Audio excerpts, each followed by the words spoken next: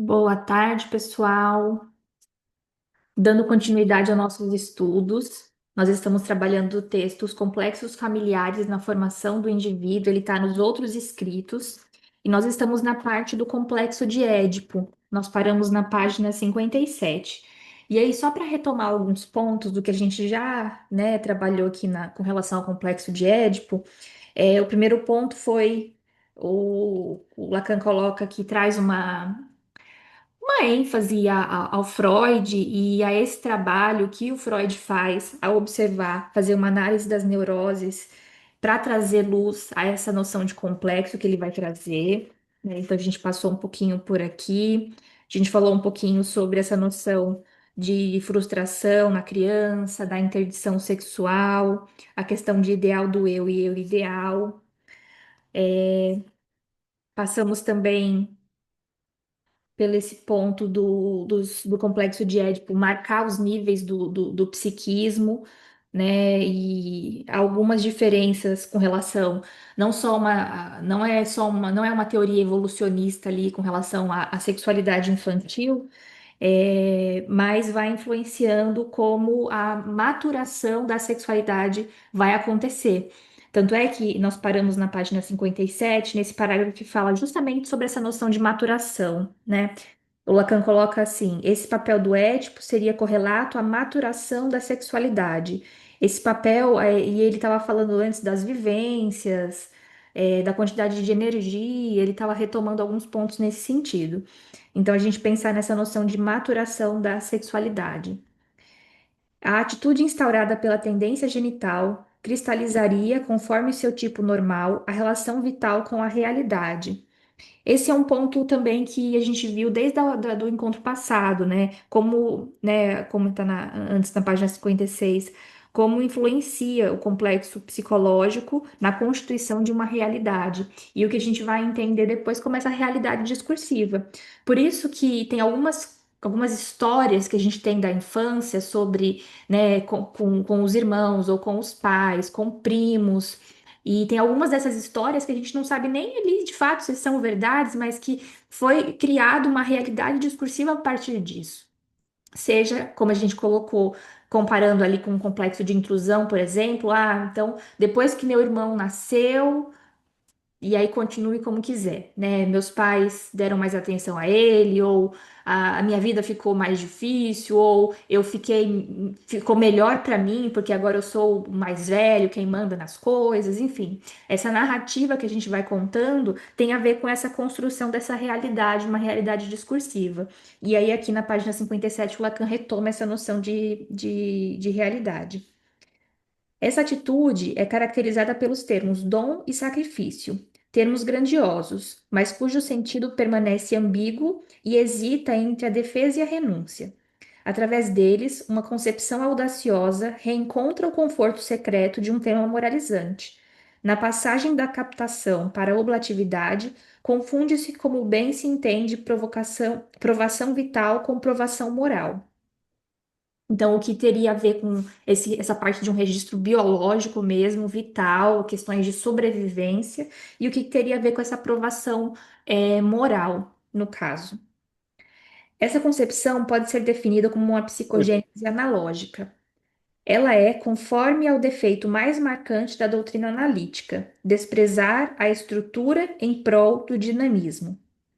No entanto, a própria experiência analítica faz uma contribuição ao estudo das formas mentais ao demonstrar a relação delas.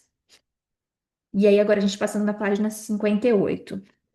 Hora de condições, hora de soluções, com as crises afetivas. É diferenciando o funcionamento formal do complexo que se pode estabelecer entre sua função e a estrutura do drama que lhe é essencial uma relação mais definitiva. Se o complexo de Édipo marca o auge da sexualidade infantil, ele é também o móbil da repressão que reduz suas imagens ao estado de latência até a puberdade. Se determina uma condensação da realidade no sentido da vida. Ele é também o momento da sublimação que, no homem, abre para essa realidade sua ampliação desinteressada. Então, até quando Freud fala, por exemplo, das noções de autoerotismo, A gente vê isso presente. Ele fala que depois desse primeiro momento de um autoerotismo, então a criança ela não entende o objetivo daquele ato, por exemplo, que ela está fazendo, que aí às vezes visa puramente uma satisfação, uma autossatisfação.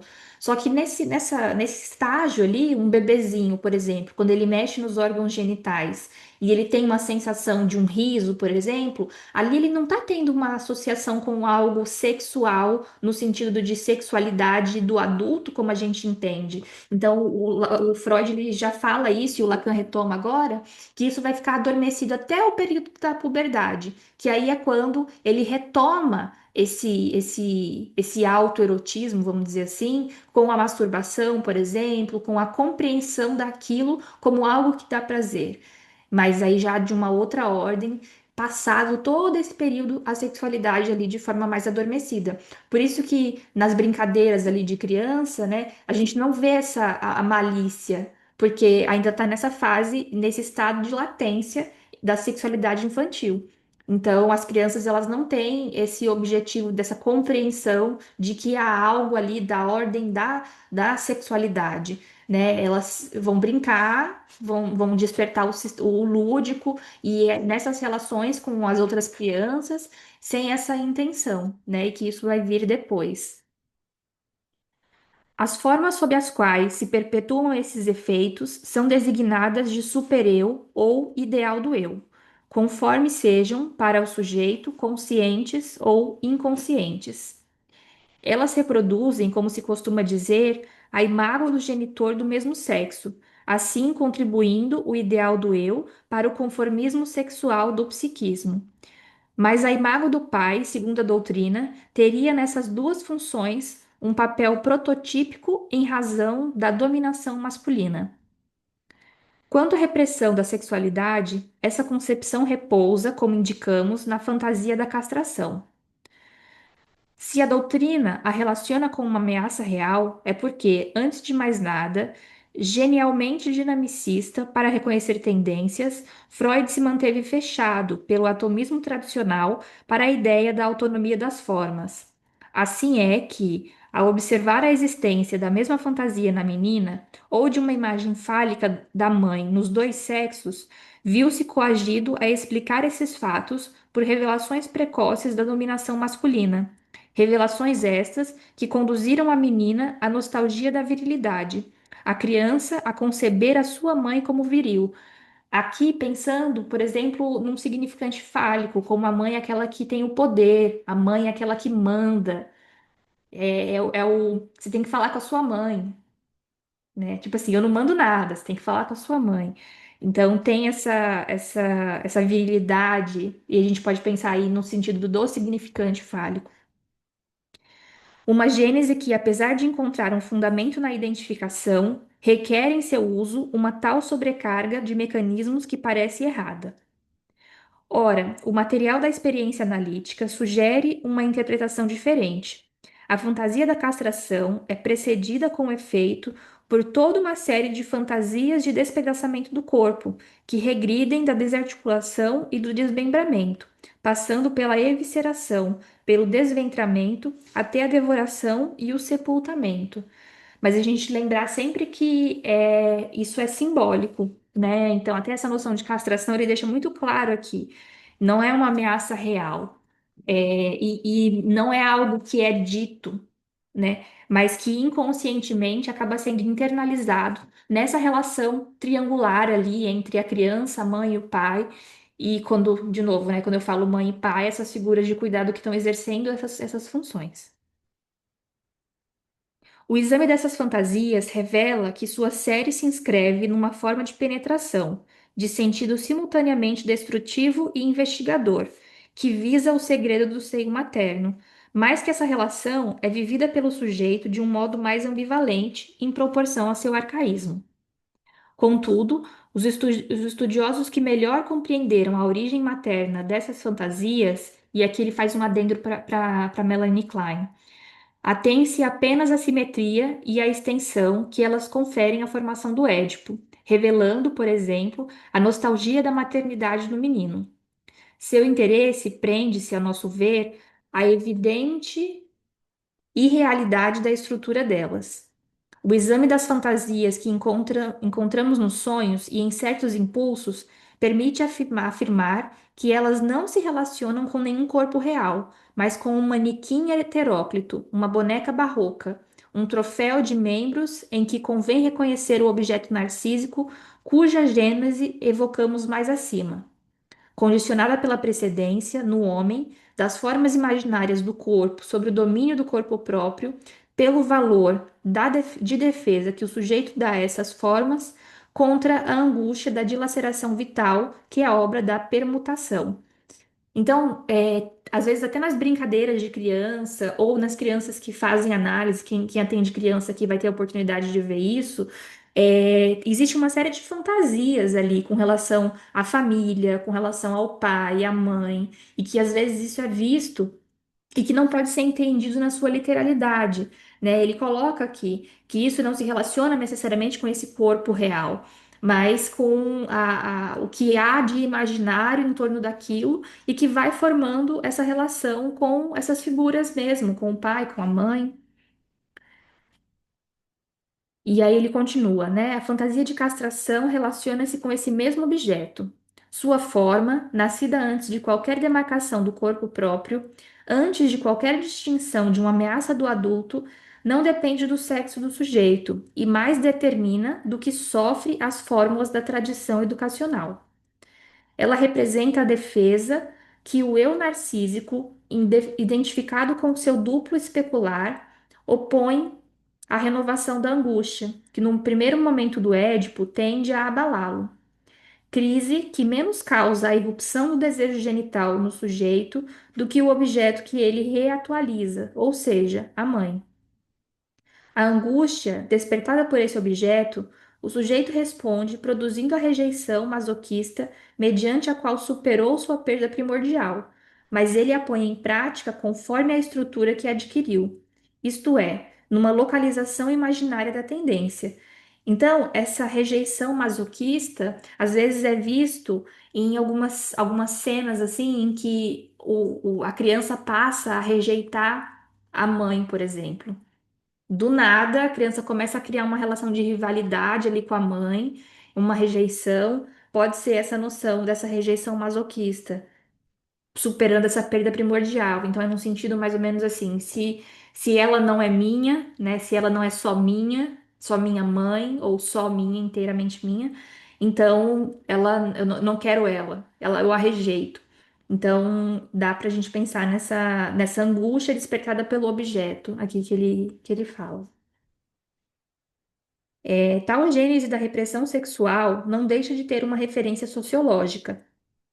Ela se expressa nos ritos pelos quais os primitivos deixam patente que essa repressão prende-se às raízes do laço social. Ritos de festa que, para liberar a sexualidade, desenham nela sua forma orgíaca, o momento da reintegração afetiva no todo. Ritos de circuncisão que, para sancionar a maturidade sexual, evidenciam que a pessoa só a alcança ao preço de uma mutilação corporal. E aqui a gente vai pensar na questão da cultura judaica.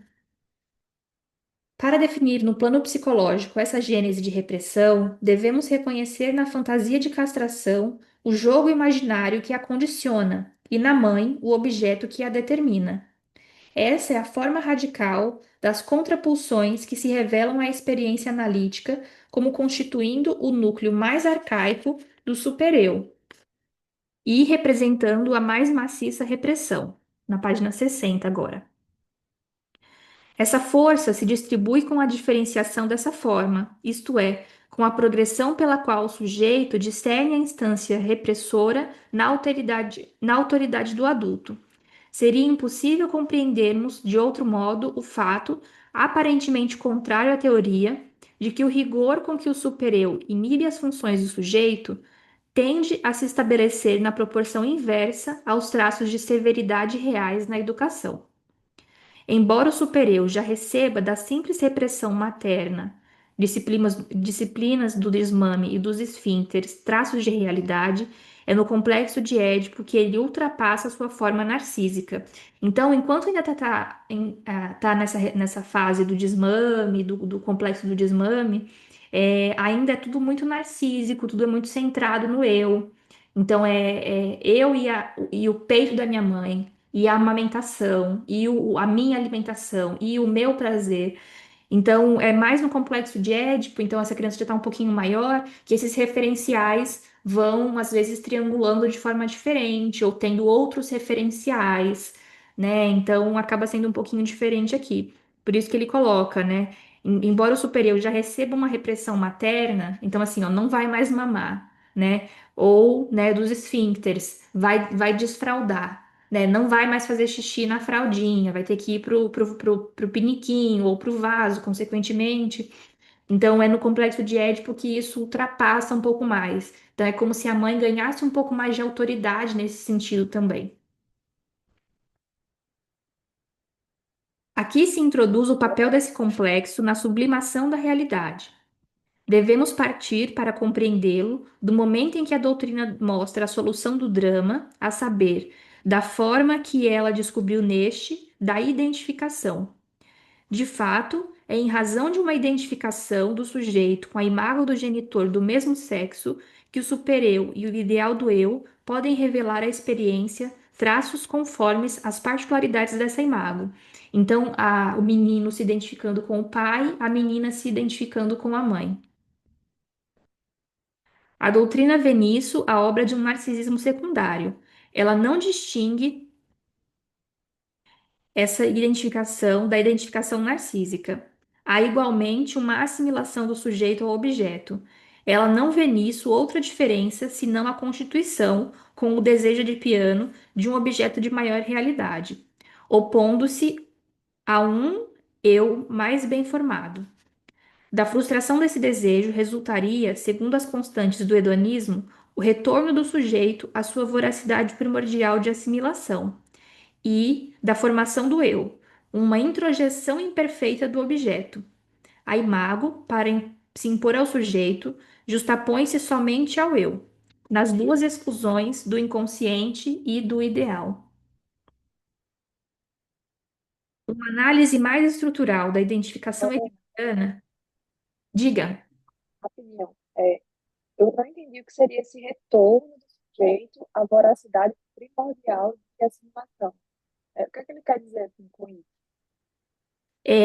Pela minha leitura, seria essa velocidade primordial de assimilação, essa assimilação com relação à identificação, a identificação materna ou identificação paterna, que pode ser uma identificação ali muito aproximada, muito coladinha com esse ser o pai ou ser a mãe. Obrigada. Mas se alguém leu alguma coisa também, teve uma compreensão diferente. E, gente, façam isso, viu? Conforme vocês foram lendo individualmente, às vezes uma coisa que me chama atenção é diferente de uma coisa que chama atenção para vocês. Então, se chamou a atenção, se vocês querem compartilhar um pouquinho da leitura de vocês, só abrir o microfone e falar, que aí a gente vai trocando um pouquinho também. Às vezes, um ponto que vocês tenham marcado, que vocês tenham grifado aí, foi o mesmo que alguma outra pessoa. E aí a gente vai trocando mais de pertinho aí também. Eu vou falando alguns dos que me chamaram a atenção, algumas leituras que eu fui fazendo. Mas é ótimo quando vocês compartilham a de vocês também.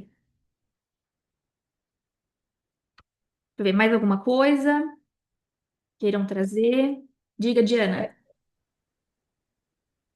Essa parte aqui do superior, que você falou que termina, que a mãe termina entrando de uma maneira mais incisiva, né? Ela não vai mais mamar, vai fazer xixi no piniquinho. Eu fiquei pensando nisso enquanto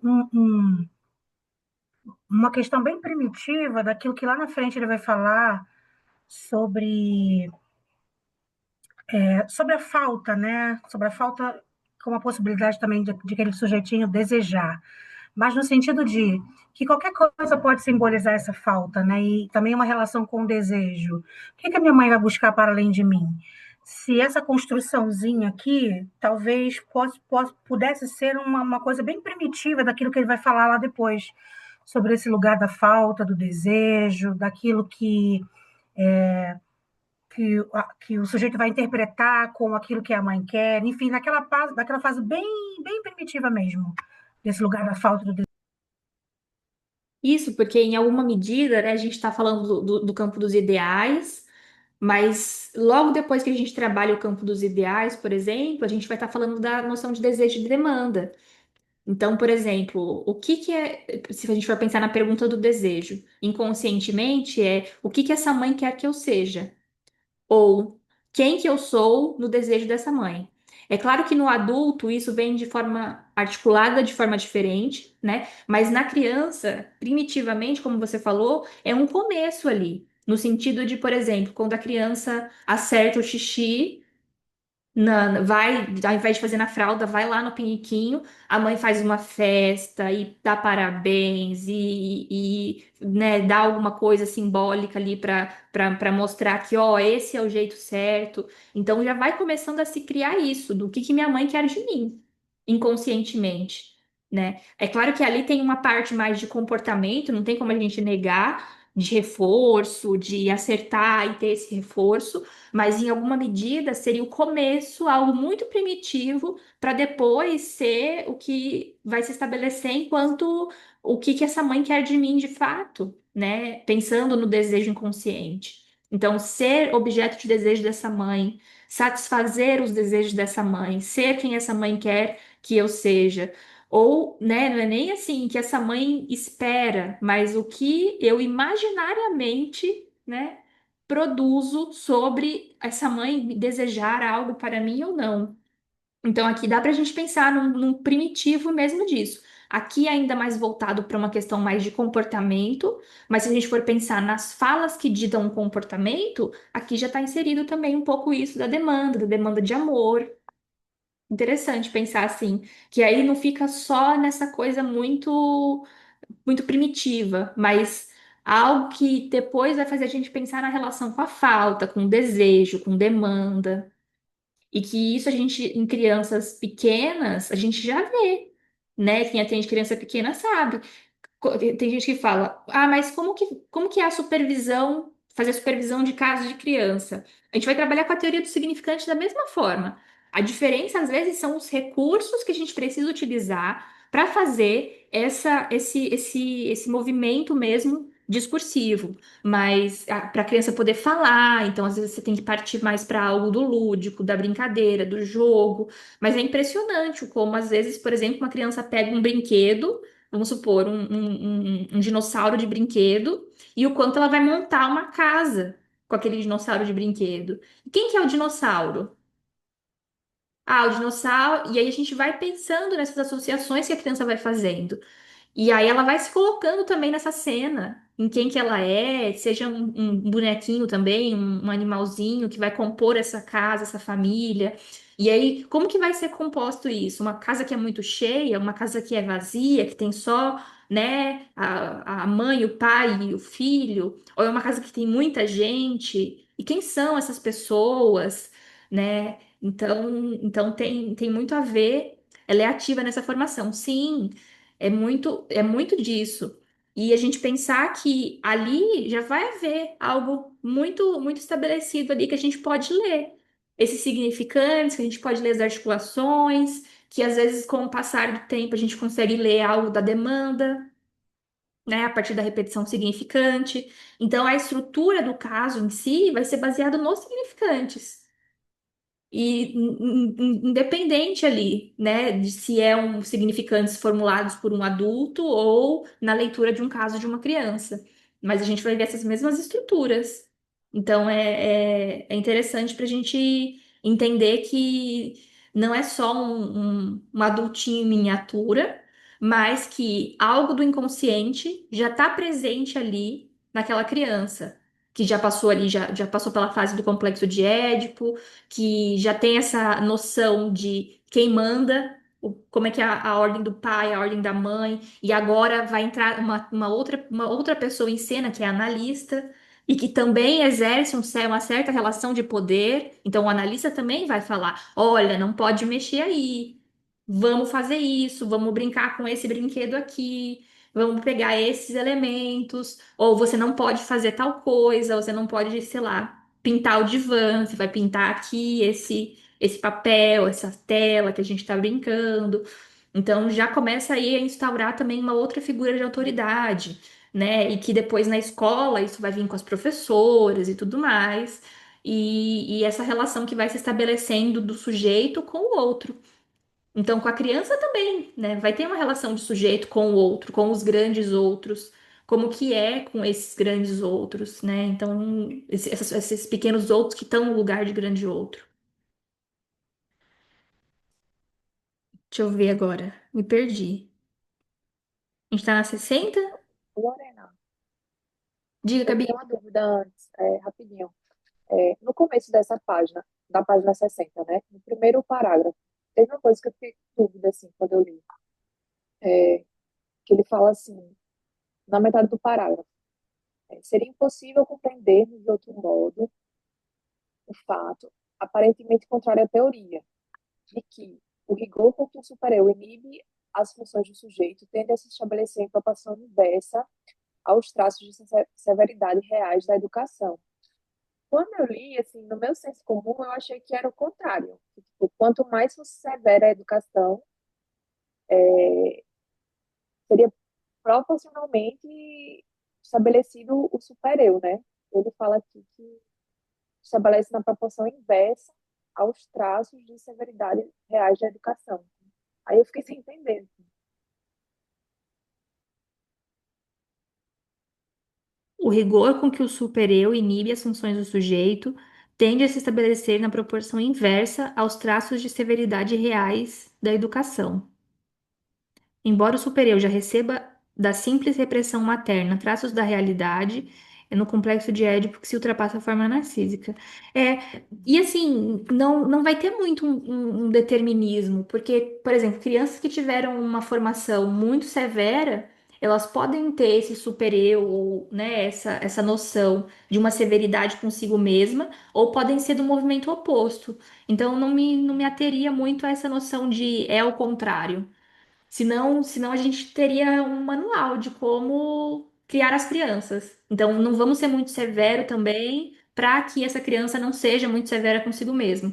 E às vezes a gente vê criações que não foram nada severas, mas que esse supereu é extremamente rígido e tem uma culpabilização. Isso vai depender muito mais da estrutura discursiva e de como o sujeito vai fazer estabelecer as relações com esses outros do que de se foi a criação ou não. Diga, Carol. Lore, aqui a gente está falando bastante dessa fase do complexo de Édipo, né? Eu não atendo crianças, não atendi, na verdade, não tive experiência na clínica com crianças, mas sei também que existe, por exemplo, a clínica com recém-nascidos. Você acha que é possível estabelecer uma clínica lacaniana com recém-nascidos e crianças muito pequenas? Acaba sendo uma clínica muito mediada pelos pais. Então, assim, vai haver algo da linguagem nessa criação, nessa forma como os pais também se relacionam com essa criança. Então, assim, eu já atendi criança durante um tempo, não atendo mais, ainda mais principalmente por estar online. Mas era possível, sim, um trabalho com as crianças nesse sentido, mas tinha sempre uma mediação também dos pais, que eu acho que na de adultos a gente acaba não tendo tanto. A mesma coisa para psicanálise de bebês. Você fica assim, gente, mas esse bebê, ele ainda não fala, mas ele é falado. Ele está inserido na linguagem já, desde o muito antes do nascimento. Mas aí quem que vai mediar essa relação? Os pais, né? Eu tenho pouco conhecimento dessa parte de psicanálise com bebês, assim, nunca. Eu queria muito conversar com alguém que atende, que tem essa prática estabelecida, queria escutar um pouquinho realmente de como é. Mas eu penso que seria nesse mesmo sentido de uma intermediação via pais para poder estabelecer a linguagem. Agora, por exemplo, qual que seria uma demanda de análise com relação a um bebê? Isso eu não sei, né? Se algum de vocês também atender bebês ou crianças muito pequenas e quiser compartilhar um pouquinho aqui, acho que seria interessante. Com crianças pequenas, a gente já tem algo do que a criança fala. ainda que seja pouco, né? Mas tem algo ali do que ela fala. Então já é um trabalho um pouco diferente. Agora, com bebês especificamente, eu sei que tem alguns lacanianos que atendem, sei que vai fazer ter esse intermédio via dos pais, mas eu não sei como isso se daria assim de fato na prática.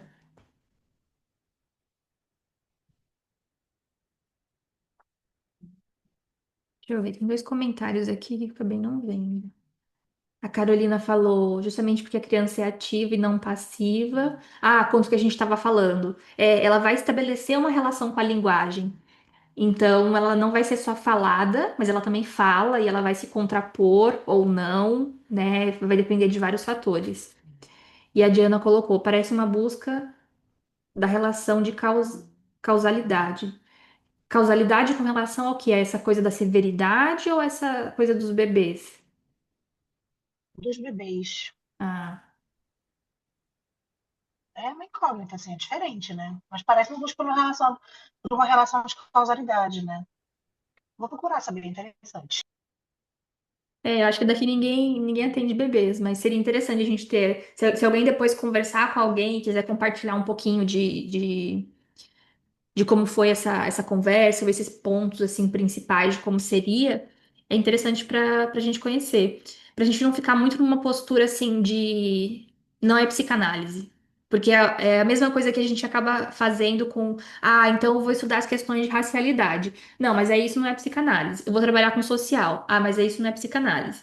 E fica muito restrito a coisas que não são a psicanálise.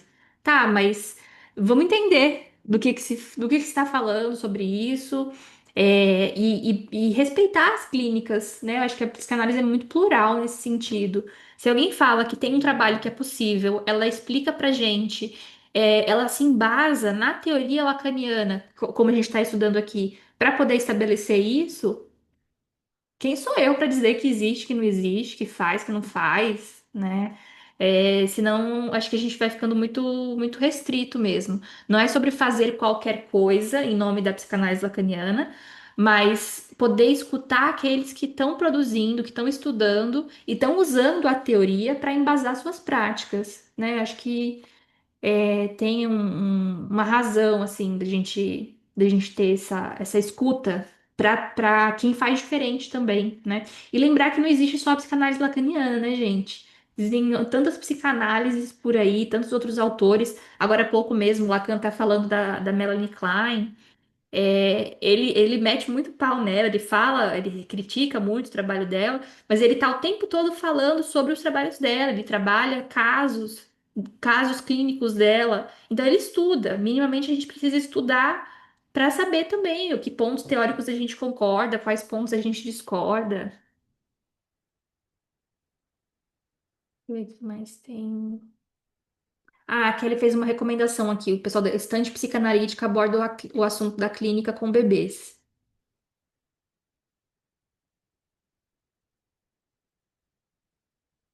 E só voltando numa coisa, rapidinho, é que a gente estava falando aqui do supereu e das funções e da severidade ou não, o seminário 4 quando o Lacan fala do Hans, na verdade ele fala, né, um monte, mas ali pro, acho que não sei se é o 14 ou 15 o capítulo, que ele fala do mito, ele fala muito dessa parte aqui que a gente tá, né, dessa função da mãe, da questão do bebê, da criancinha pequena e do dom do amor, desse primeiro lugar unido, mãe e bebê, para depois uma separação, de como era a educação do Hans, da mãe e do pai, dos limites ou não dos limites.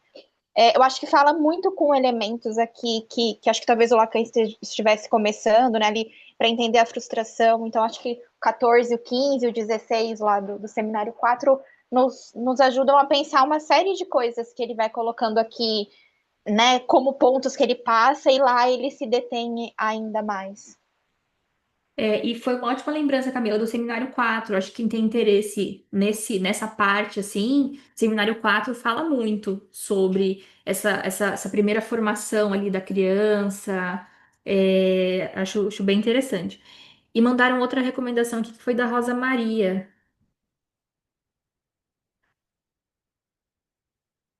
Rosa Maria Mariotto, Rosa Maria. Rosa Maria Mariotto.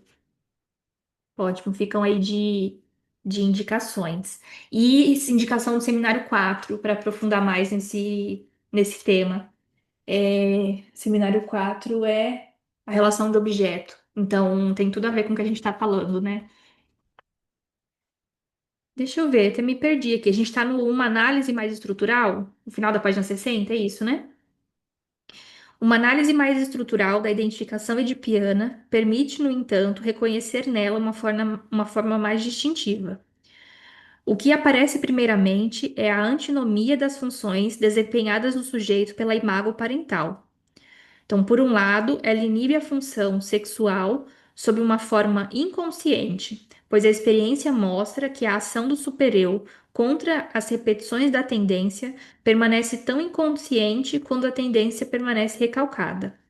Por outro lado, a imago preserva essa função, mas protegida de seu desconhecimento, pois é justamente a preparação dos caminhos de seu futuro retorno que o ideal do eu representa na consciência. Assim, se a tendência se resolve nas duas grandes formas, inconsciência e desconhecimento, em que a análise aprendeu a reconhecê-la, a imago em si aparece sob duas estruturas cuja distância define a primeira sublimação da realidade, que é o que ele começou a explicar aqui na página 60, né, sobre sublimação de realidade. Então, ele traz esse recorte, né? Então, como a tem uma relação com a imago. Então, a análise aprendeu a reconhecê-la, a imago em si aparece sob duas estruturas, cuja distância define a primeira sublimação da realidade. Entretanto, não se assinala suficientemente que o objeto da identificação não é aqui o objeto do desejo, mas o que se opõe a ele no triângulo edipiano. A identificação mimética torna-se propiciatória. O objeto da participação sadomasoquista desliga-se do sujeito, distancia-se dele, na nova ambiguidade do medo e do amor. Mas, nesse passo para a realidade, o objeto primitivo do desejo parece escamoteado. Na página 61. Esse fato define para nós a originalidade da identificação edipiana.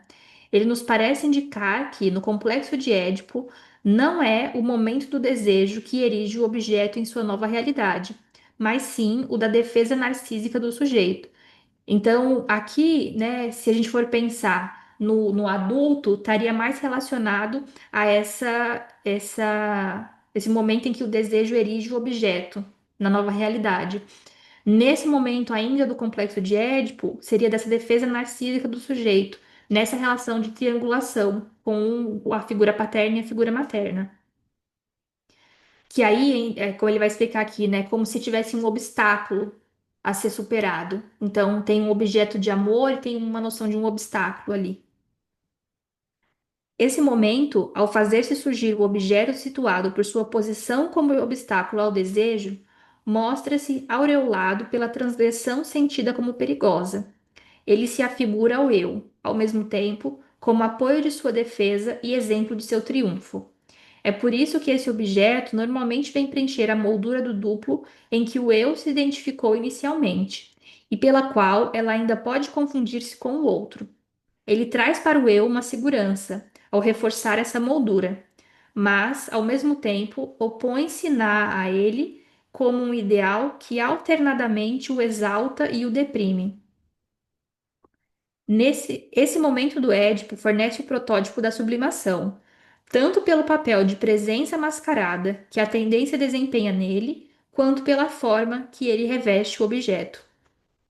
A mesma forma é sensível, com efeito, em cada crise em que se produz para a realidade humana a condensação cujo enigma enunciamos mais acima. É aquela luz do assombro que transfigura um objeto, dissolvendo suas equivalências no sujeito, e o que o propõe não mais como meio para a satisfação do desejo, mas como um polo para as crianças, ó, as criações da paixão. É ao reduzir de novo esse objeto que a experiência realiza todo e qualquer aprofundamento. Então, aqui ele já marca também essa noção agora de satisfação do desejo. Então, propõe não mais como um meio para a satisfação do desejo, mas para um polo para as criações das paixões. Então, das paixões, das vontades. Assim, uma série de funções antinômicas constitui-se no sujeito através das grandes crises da realidade humana, para conter as virtualidades indefinidas de seu progresso. Se a função da consciência parece exprimir a angústia primordial e a da equivalência refletir o conflito narcísico, a do exemplo parece ser contribuição original do complexo de Édipo. Ora, a estrutura mesma do drama edipiano designa o pai como dando à função de sublimação sua forma mais eminente, por ser a mais pura, na página 62. A imago da mãe, na identificação edipiana, com efeito, deixa transparecer a interferência das identificações primordiais. Ela marca, com as formas e com a ambivalência destas, tanto o ideal do eu quanto o supereu. Na menina, assim como a repressão da sexualidade impõe mais facilmente às funções corporais o despedaçamento mental, em que podemos definir a histeria, também a sublimação da imago materna tende a se transformar num sentimento de repulsa por sua decadência e numa preocupação sistemática com a imagem especular. Então, aqui o que a gente foi falando, né? Às vezes dessa rivalidade também que surge na menina com relação à mãe. Então, esse sentimento, às vezes, de idolatria pode se transformar num sentimento de repulsa em algum momento, e ele coloca aqui repulsa por sua decadência, né? É muito interessante como essa questão de idade, né? Como as crianças veem os adultos como velhos, como muito, muito, muito velhos, né? Então, imagina, para uma pessoa de 30 anos, idosa já, para crianças de certas faixas de idade, né? E os pais, então, os pais são idosos, são muito velhos. E é interessante a gente ver como em pessoas ali com uma idade mais avançada, então com 70 eles vão achar isso de pessoas que têm 90. Nossa, fulano é muito velho, a gente conversou aqui, né? O avô aqui de alguém que joga dominó e não, mas eu não jogo dominó lá na praça, né? Tem toda uma relação assim, eu não quero ser velho. Então, essa repulsa pela decadência da imagem é ver a própria imagem em decadência quando você vê alguém mais velho. Então, ali com relação a essa imago da mãe, né? Agora vamos ver com a imago do pai. A imago do pai, na medida em que é dominante, polariza nos dois sexos as formas mais perfeitas do ideal do eu, sobre os quais basta indicar que realizam o ideal viril no menino e na menina o ideal virginal.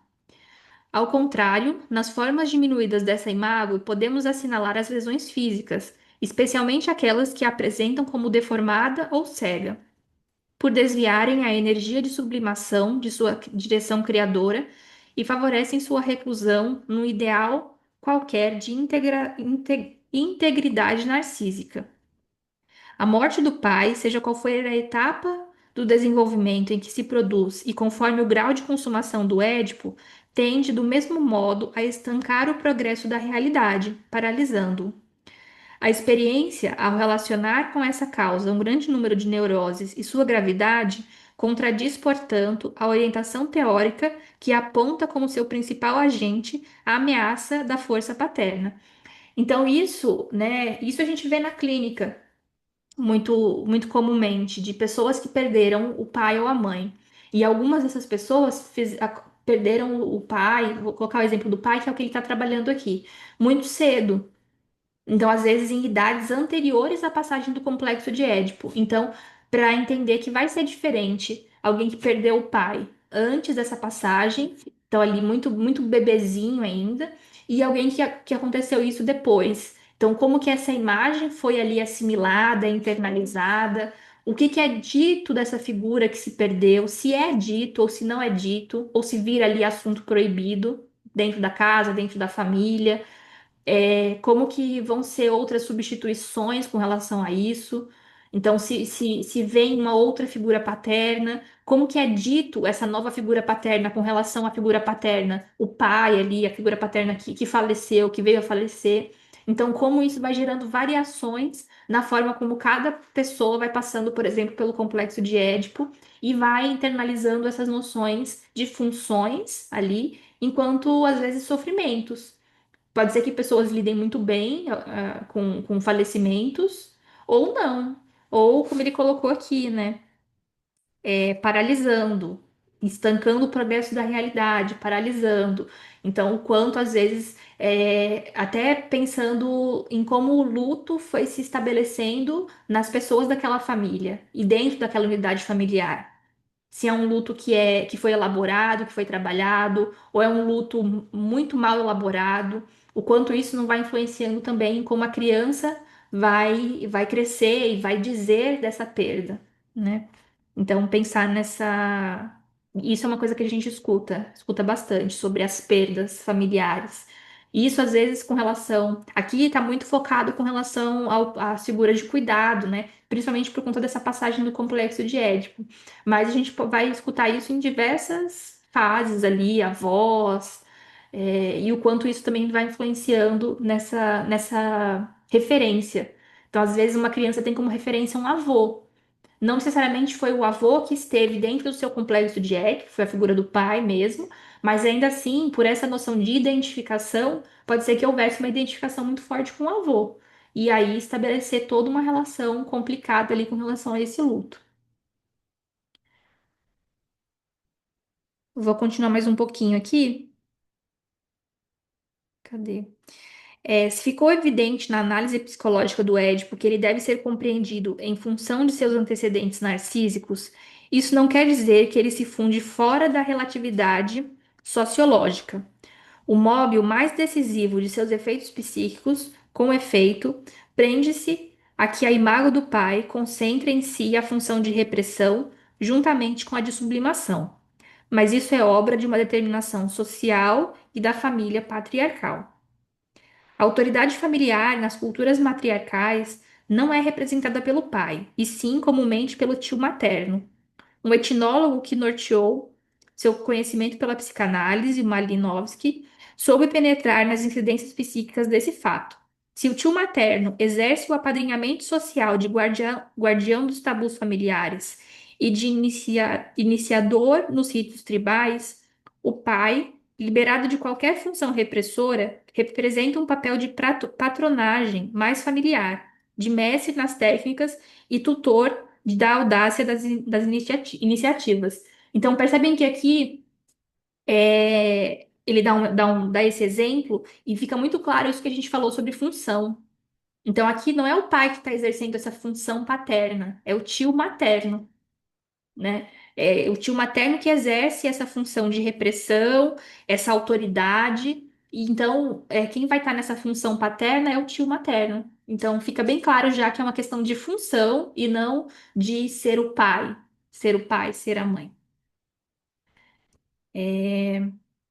Essa separação de funções acarreta um equilíbrio diferente do psiquismo, que o autor atesta pela ausência de neurose nos grupos que observou nas ilhas do noroeste da Melanésia. Esse equilíbrio demonstra de maneira oportuna que o complexo de Édipo é relativo a uma estrutura social, mas em nada autoriza a miragem paradisíaca, do qual o sociólogo deve sempre se defender.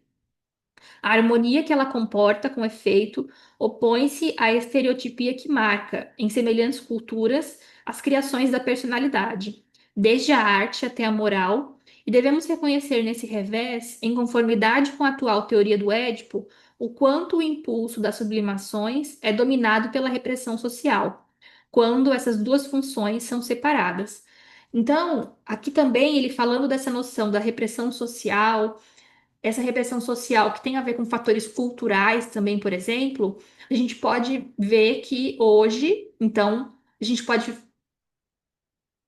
compreender ou ter diferentes formas de passagem pelo complexo de Édipo, diferentes formatos, outras funções. Então, não só aqui quando eles vão, em grupos de pequenas ilhas no noroeste da Melanésia, como ele coloca, ou essas culturas matriarcais, não só em culturas matriarcais, mas hoje a gente pensar que, apesar de haver ainda uma estrutura muito patriarcal, já existem formatos familiares diferentes disso, totalmente diferentes. Então, e que ainda assim vai haver complexo de Édipo, mas que as figuras que vão representar cada uma dos elementos do complexo vão ser outras. Então é interessante ver que, como hoje, a gente já tem leituras diferentes do complexo de Édipo, por exemplo. O complexo em si, ele vai estar mantido, mas as figuras que ocupam, a forma como ele acontece, isso vai ser diferente. Então, é interessante pensar que, então, não é só agora em pequenas sociedades, comunidades isoladas que vai haver essa diferença, mas em famílias inseridas dentro de um contexto cultural e social comum a todo mundo, né? Ó, como já faltam 6 minutos, vou parar por aqui a leitura na 63. E aí a gente continua na próxima. Acho que na próxima a gente já vai chegar na parte das psicoses. Se não der para começar, a gente já vai chegar lá pertinho, que são as psicoses de tema familiar. Mas ainda tem coisa boa ainda nessa parte de complexo de Édipo. Ele ainda vai falar sobre a noção de cultura que a gente começou a falar agora. Ele ainda vai aprofundar um pouquinho mais, trazer alguns elementos. Tudo bem, pessoal? Então tá, semana que vem a gente continua. Beijo, gente. Obrigada. Tchau, Tá, obrigada, Lorena. obrigada, Lorena. Então, Tchau, obrigada. pessoal. Até semana que vem.